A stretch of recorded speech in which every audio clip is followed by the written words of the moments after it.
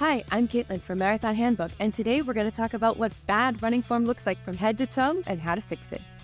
Number 1, head tilted down. As runners, we have a tendency to look down at our feet when we're running, whether it's on the trails and we want to jump over rocks or roots and not trip and fall, or even on the road for a safe journey. If we tilt our neck forward and look down as we run, we're going to put a strain on the back of our neck that we're definitely going to feel later. So when you're running, try to keep your neck in a neutral position and look ahead. If you're worried about trips and falls and you're a person who is constantly looking at their feet, you can still scan the path in front of you as you're running, but just look ahead about 2 or 3 meters instead of straight down at your feet. Not only will this improve your running posture, but it will help ensure your safety on the roads and trails. Number 2, hunched shoulders. Have you ever finished a run with not just your neck hurting, but also your shoulders and your upper back? Well, it could be because you're hunching your shoulders over when you're running. Another mistake that we make with that posture with our shoulders when running is not just hunching them over, but also tensing them. This usually happens when you're in a race and you're running for a really long time or doing a speed work session. Anything that's going to make you tense up a little bit and your shoulders start creeping up and creeping up and creeping up towards your ears, that's also going to cause a lot of tension on your back and neck, and you'll feel that as well later on. So whether you hunch or you tense your shoulders up, you want to clean up your posture and have your shoulders back and down and relaxed as you run for the best posture possible. A good trick and an exercise that can get your shoulders ready to run is to contract your shoulder blades and bring them back together. Lift your shoulders up, squeeze them tight, bring them up to your ears, hold them for a few seconds, and then let them drop. Then you'll have the correct shoulder position, nice and relaxed and ready to run.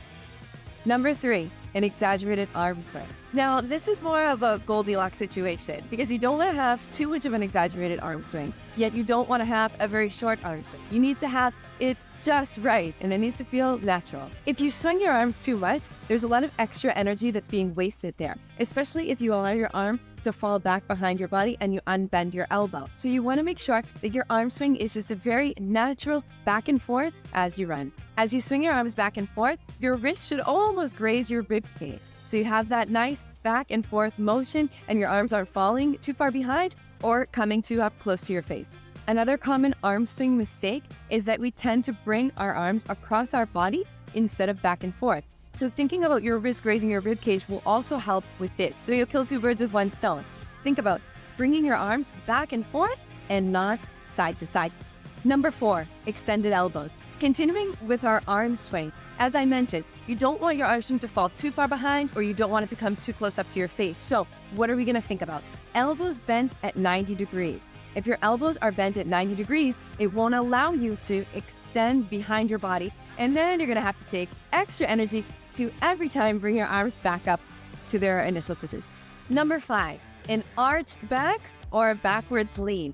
We don't want to lean back while we're running. The whole point is that we want to propel ourselves forward as we go. So if we arch our back, our neck also tends to fall backwards. And so not only is it uncomfortable for our posture, for our back, for our neck, but we're also being inefficient with forward movements. Just as we were talking about letting our elbows extend and our arms fall back and needing to bring them forward with each step, the same would have to be done with our arched back and our body, because we'll feel our weight behind us and we want to feel our weight falling in front of us to help gravity propel us forward as well. And speaking of gravity, why don't we let gravity do some of the work for us? What we can do instead of leaning back is actually keep our body nice and straight and lean forward to help gravity propel us forward instead of back. When you lean forward, you want to make sure that you keep your body straight and don't bend at the waist. You want your hips to be aligned, keep your body straight, just like a wooden plank. This won't only help your running posture, but also your running efficiency. And it might even help you with your foot strike and your cadence. Number 6, overstriding and a slow cadence.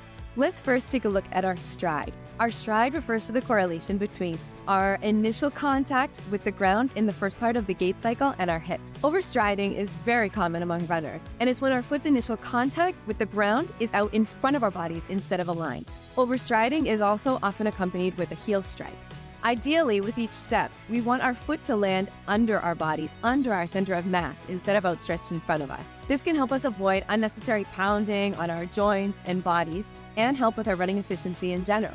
A result from overstriding can be a slow cadence. Now, when I talk about cadence, I mean how many steps you're taking per minute while you're running. There's a lot of controversy between the sweet spot for cadence but most experts have always gone with 180 steps per minute. However, now there's a lot of leeway with that 180. So think about somewhere in that range, a little below, a little above. A quicker cadence and short, quick steps will also help that you land with your center of mass over each foot strike. A quicker cadence can also help stabilize your vertical oscillation. Remember, vertical oscillation is how much you bob up and down when you run. So with shorter, quicker, more frequent steps, you'll be able to stabilize your vertical oscillation a bit easier. Number 7, a loud pounding foot strike. Have you ever listened to yourself while you run? If not, next time, take out your headphones and see if you can hear yourself while you're running. Do you hear a loud pounding or a dragging of your sneakers as you take each step? If so, take an easy run to work on running quietly. Try to be as light on your feet as possible. Think of a cat jumping from branch to branch in a tree, as quietly, as quickly, and as lightly as possible. This is a great way to eliminate unnecessary impact and hopefully also take away some of your soreness after your run. Number 8, your foot strike.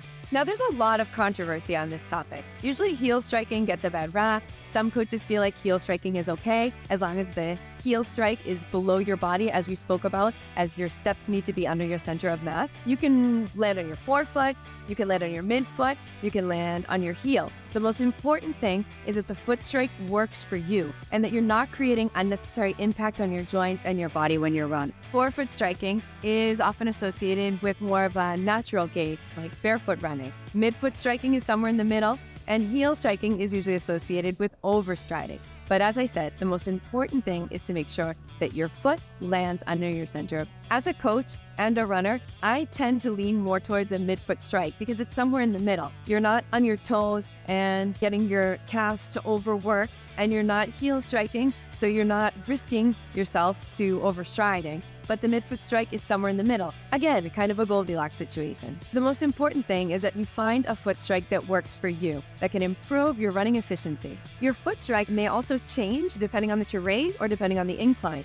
Because when we go uphill, we're going to lean towards more of a forefoot strike. When we're on flat ground, we may lean more towards our natural gait, our comfortable strike, whether it be forefoot, midfoot, or heel strike. And when we're going down a steep hill, we're going to tend to use a heel strike because we're going to need to brake a little more. Another common issue related to foot strike is tensing our ankles when we run. You want to have your ankles nice and loose for that first initial contact with the ground so you don't get any extra unwanted tension in your shins. And there you have it, our 8 most common mistakes when looking at running form from head to toe. Remember, keep your neck neutral, keep your shoulders back and relax. Stay with your center of mass over each foot strike. Don't bend at the waist, don't lean back, lean slightly forward, let gravity take you, and keep a nice, short, quick stride. Now, this is a lot to think about.